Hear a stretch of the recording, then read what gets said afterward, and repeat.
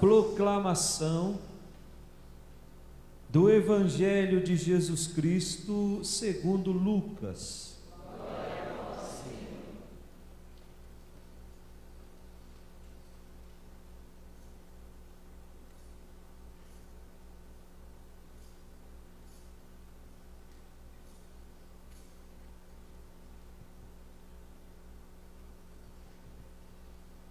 Muitas pessoas já tentaram escrever a história dos acontecimentos que se realizaram entre nós, como nos foram transmitidos por aqueles que desde o princípio foram testemunhas oculares e ministros da palavra. Assim sendo, após fazer um estudo cuidadoso de tudo o que aconteceu desde o princípio, também eu decidi escrever de modo ordenado para ti, excelentíssimo Teófilo.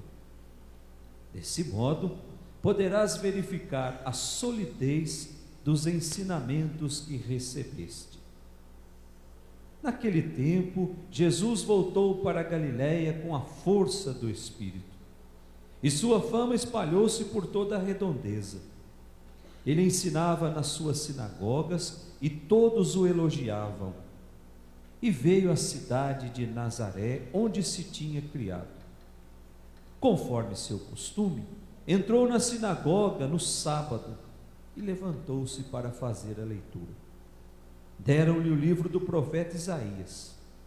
Abrindo o livro, Jesus achou a passagem em que está escrito: O Espírito do Senhor está sobre mim, porque Ele me consagrou com a unção para anunciar a boa nova aos pobres, enviou-me para proclamar a libertação aos cativos, aos cegos a recuperação da vista, para libertar os oprimidos e para proclamar um ano da graça do Senhor. Depois fechou o livro, entregou-o ao ajudante e sentou-se. Todos os que estavam na sinagoga tinham os olhos fixos nele. Então começou a dizer-lhes: Hoje se cumpriu esta passagem da Escritura que acabastes de ouvir. Palavra da salvação. Glória a Deus. Vossas palavras, Senhor, são Espírito e vida. Vossas palavras, Senhor, são Espírito e vida. Podemos sentar. Caríssimos irmãos, nós estamos meditando as leituras do domingo, do terceiro domingo do nosso tempo comum. Já é do conhecimento nosso, mas a gente sempre lembra em todas as missas a dinâmica do tempo comum, que a cor é o verde, verde como sinal de esperança, verde para nos lembrar que algo precisa amadurecer em nós ainda. E cada domingo nós temos uma temática diferente. A cada domingo a palavra de Deus vai dando um tema para que a gente possa aprofundar nesse tema. E o centro da reflexão de hoje tem a ver com a palavra de Deus. E essa palavra não é algo abstrato, mas é o anúncio que Deus faz para nos libertar daquilo que nos escraviza. E aí a gente olha as três leituras que nós acabamos de ouvir. Primeira leitura, Neemias. Depois a segunda leitura, nós temos a carta de São Paulo aos Coríntios. Depois nós temos o Evangelho de São Lucas. Então vamos por parte, vamos analisar um pouquinho a primeira leitura. Livro de Neemias. Esse livro foi escrito mais ou menos 500 anos antes de Cristo. Foi escrito naquele contexto lá do exílio na Babilônia, em que o povo de Deus estava exilado. 597 a.C., o rei Nabucodonosor, ele invadiu Jerusalém. Isso é história, né, gente? História verdadeira. Invadiu Jerusalém e levou o povo de Deus para o exílio na Babilônia, e lá na Babilônia ficaram 40 anos. Então, esse livro de Neemias, essa história passa-se num contexto de miséria. 500 anos antes de Cristo, o povo já estava voltando do exílio, voltando pobre, voltando miserável, voltando triste, voltando sem esperança. Então Neemias, que é um alto funcionário do rei, que ao receber a notícia de que Jerusalém estava destruída, que o povo estava voltando para reconstruir, mas não tinha condições, então ele vai até o rei e pede para o rei autorização para ir ajudar a construir a cidade junto com o povo de Deus. E o rei concede que Neemias vá até Jerusalém. Então Neemias começa a ajudar o povo a reconstruir a cidade, começa a ajudar o povo nas suas lutas contra injustiça. E aí, a primeira leitura que nós temos está dentro desse contexto. Neemias reúne o povo, diz até o dia que ele reúne, no primeiro dia do 7º mês, ou seja, no dia 1º de julho. E reúne o povo junto à porta das águas, é o que está escrito na nossa primeira leitura, que era uma das 10 portas que existia em Jerusalém. E nesse lugar, Neemias recorda ao povo o compromisso fundamental que eles assumiram com Deus. E é só se lembrando desse compromisso todos os dias que será possível preparar um futuro melhor. E qual era o compromisso que o povo tinha assumido? Tinha a ver com a importância que a palavra de Deus iria assumir na vida da comunidade. Se nós olharmos hoje, nós também assumimos o compromisso com Deus todos os dias da nossa vida. No nosso coração não vai ter espaço para preocupações. Se nós assumirmos o compromisso com Deus de reconhecer que tudo que eu tenho foi Ele que me deu, pode ser que não seja a melhor coisa do mundo, pode ser que não seja algo material, mas Ele me deu aquilo que eu tenho. Eu tenho uma família, de repente não é a melhor família do mundo, mas é essa que Deus me deu, e eu preciso arrumar um jeito de ser feliz nessa família, parar de ficar olhando o exemplo dos outros. A gente nunca é capaz de se contentar com o que a gente tem. A gente sempre acha que o pasto do vizinho é melhor do que o nosso, mas foi esse que Deus me deu, e eu preciso reconhecer e preciso ser feliz aqui. Quando a gente olha para os nossos filhos e percebe ali o grande presente que Deus nos deu, e muitas vezes a gente começa a usar só o modelo do filho do outro. Se meu filho fosse igual ao filho do outro, não, seu filho é igual ao jeito que Deus quis. Portanto, eu preciso aprender a olhar para a minha família com os olhos que Deus me deu, e reconhecer ali o espaço onde eu preciso ser feliz. E era isso que Neemias estava dizendo para o povo. Olhem para as suas vidas a partir da experiência que vocês têm com Deus. E aí ele fala da palavra, ele diz que essa palavra de Deus, ela é para todos, sem exceção. Depois tem todo o rito para que se proclame essa palavra. Não é o que está lá no versículo 4 da nossa primeira leitura? Se alguém quiser confirmar lá, versículo 4. Esdras, o escriba, estava de pé sobre um estrado de madeira, erguido para esse fim.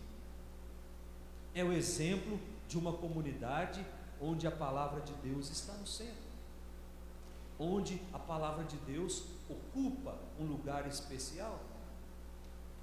E por fim, essa palavra, após ser proclamada, Essa palavra, após ser aclamada, agora essa palavra ela é explicada. Olha só que interessante, é a nossa liturgia da palavra. Nós acabamos de ouvir 3 leituras e agora o padre está fazendo uma pequena reflexão. Era isso que acontecia lá 500 anos antes de Cristo. A palavra que conforta a nossa vida, a palavra que, ao ser proclamada, ela provoca em nós o desejo de mudança, ela provoca em nós a conversão. E tudo isso, diz Neemias, deve terminar em festa. Versículo 10 da nossa primeira leitura. E Neemias disse: ide para as vossas casas e comei carnes gordas, tomai bebidas doces e reparti com aqueles que nada prepararam. Ou seja, os nutricionistas devem ficar com o cabelo em pé, né? 9 horas da manhã, vão para casa e comam carne gorda, bebam bebidas doces, mas não se esqueçam de repartir com aqueles que não prepararam. Fica evidente que a escuta da palavra de Deus faz o meu coração ser generoso. Se eu estou feliz porque eu ouvi a palavra, se eu estou feliz porque eu entendi a palavra, agora eu preciso fazer com que essa palavra que entrou nos meus ouvidos, foi lá no meu coração, agora saia pelas minhas mãos em forma de caridade. Repartam com aqueles que não prepararam nada. Olha só que coisa bonita, gente. Quem se alimenta da palavra de Deus vive uma grande festa. E essa festa e essa alegria deve se estender para a minha família. Essa festa, essa alegria deve se estender para os meus amigos. E aí nós podemos nos perguntar: qual é o lugar que a palavra de Deus ocupa na nossa vida? Qual é o lugar que a palavra de Deus ocupa no meu coração? Será que eu cultivo o hábito de ler a palavra de Deus? Será que eu cultivo o hábito de preparar o ambiente para que eu possa compreender essa palavra? Depois a gente olha a segunda leitura, a carta de São Paulo aos Coríntios, o capítulo 12, e vai até o 27, até o 30.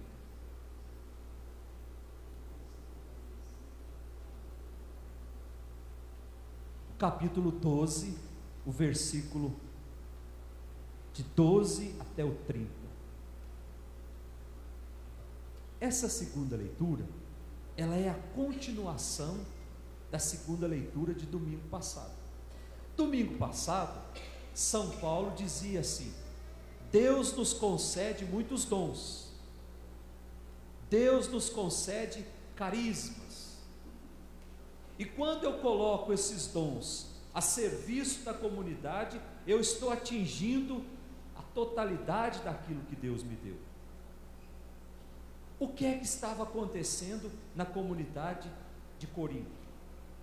Aqueles que tinham dons eram supervalorizados pela comunidade, e aí eles se achavam que eles eram os melhores, porque Deus tinha dado dons e não tinha dado para o outro. Então se criava assim: eu sou cristão de primeira categoria, quem não tem o dom que eu tenho é um cristão de segunda categoria. E aí a comunidade começa a ficar dividida. E aí São Paulo precisa explicar: não, aqueles que têm determinados dons, esses dons só têm sentido de ser e de existir na pessoa quando ele coloca isso a serviço do outro.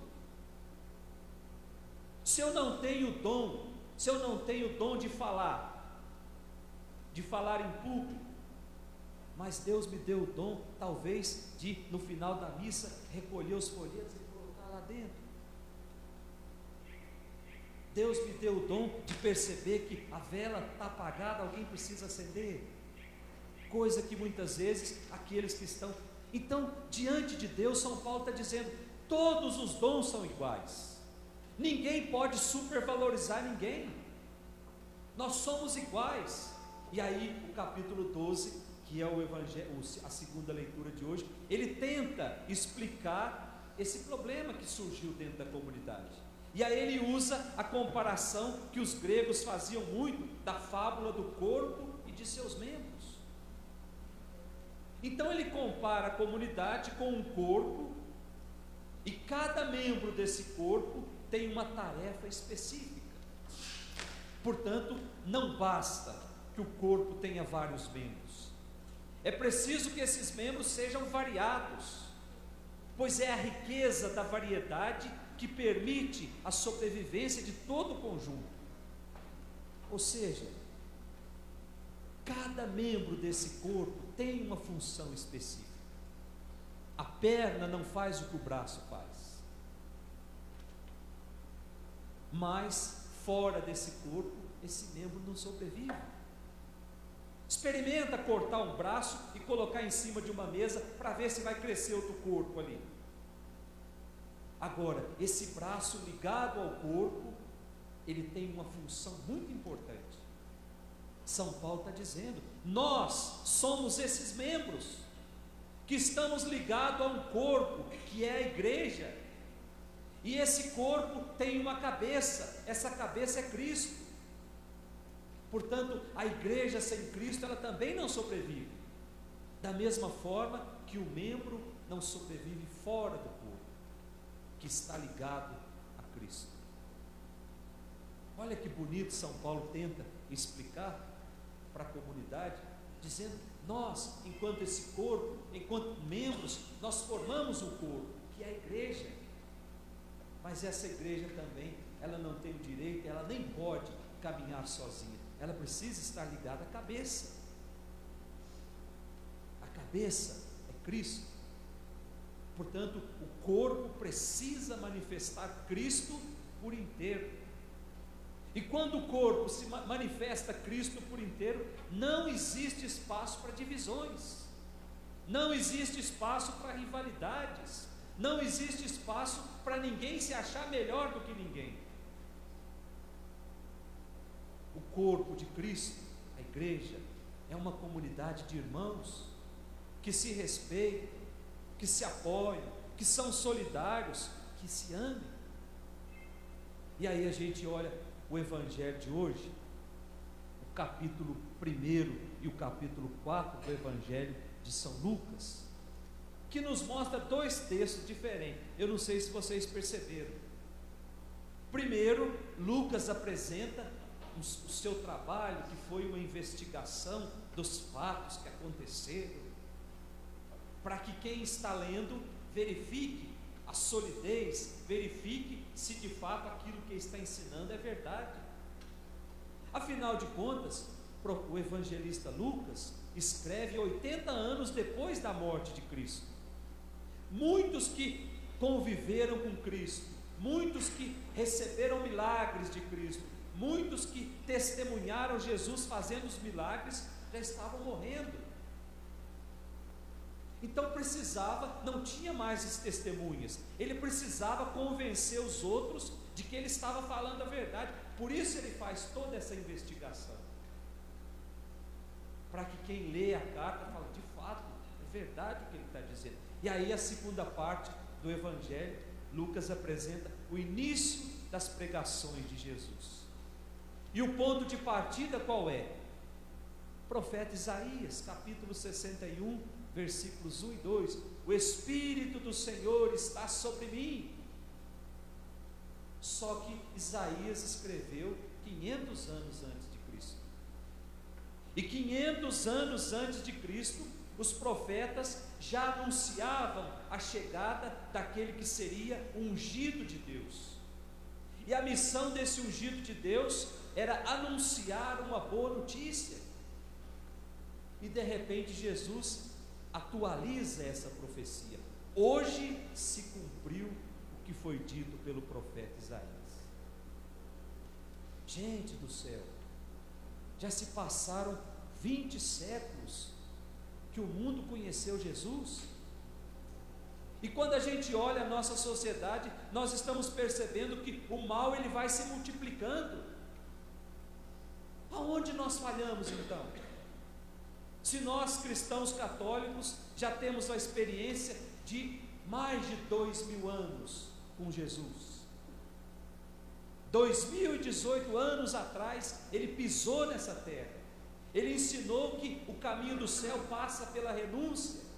Ele ensinou que o caminho do céu passa pela fraternidade, passa pela justiça, não passa pela exploração, não passa pelo desejo desenfreado por dinheiro que gera o que nós estamos vendo dos nossos televisores. Quantas pessoas estão soterradas debaixo daquela lama que escorreu daquela barragem, pela ganância, por querer ter sempre mais dinheiro. A vida do homem já não está valendo mais nada. E aqueles ensinamentos que Jesus veio nos trazer há 20 séculos atrás, por que é que o mundo não mudou ainda?